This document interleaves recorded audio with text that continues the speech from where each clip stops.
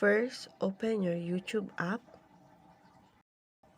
Next, click the library on the bottom right side. Choose your videos. Each uploaded videos has 3 dots on the right side.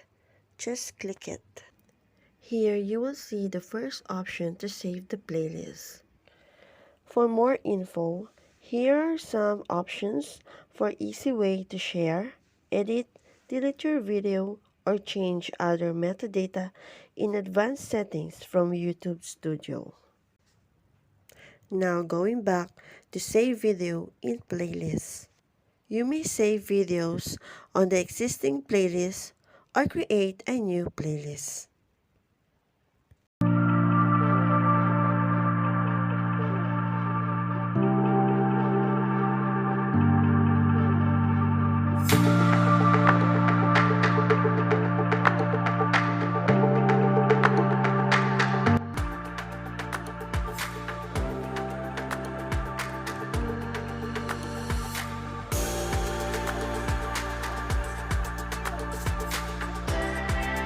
It is the same as saving others' videos.